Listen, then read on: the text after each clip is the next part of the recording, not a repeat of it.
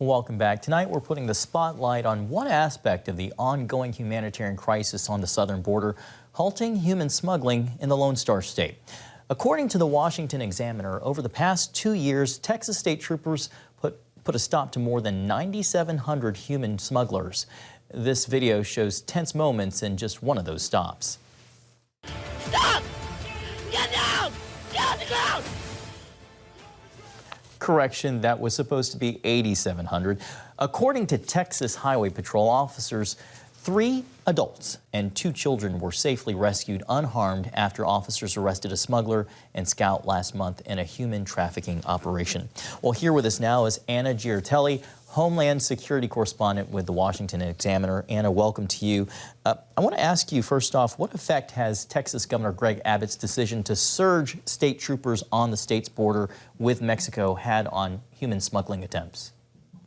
You know, that was our question going into this. We worked on this story for 6 months, going through thousands of lines and Excel spreadsheets that the state shared with us. What we found, you know, I was surprised to see 8,700 traffic stops by state troopers of suspected human smugglers. And then beyond that, another 30,000 illegal immigrants inside those vehicles who were then turned over to Border Patrol. But the drivers, more often than not, are U.S. citizens, sometimes as young as 14 years old, who have been recruited on TikTok, given thousands of dollars and said, hey, pick up this person at the border, drive them to Houston, drive them to San Antonio. And so I think, you know, this is part of Operation Lone Star. You actually have proof now that, hey, the state troopers are picking up the Border Patrol slack. So what happens to these drivers? So the state is referring the people inside the vehicles to Border Patrol because that's a federal immigration matter that only they can oversee. And the state is prosecuting as many of these human smuggler drivers as possible.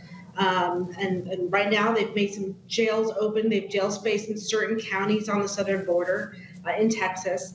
And just going through normal procedures like that, but these aren't federal smuggling charges, these are state charges. So in one case, I believe it's Kinney County, the county judge there was telling me that he sees women coming in a couple times a week, women who have been caught smuggling, and there's no way to jail the women in this county. And so they're released without even making bail or bond and told, you know, you're going to have to pay this eventually. We're going to let you out now. He's seen one woman now, 17 smuggling charges she's had over a number of incidents. So, yeah. And I'm just, again, that statistic you just gave, as young as 14, is astounding to me.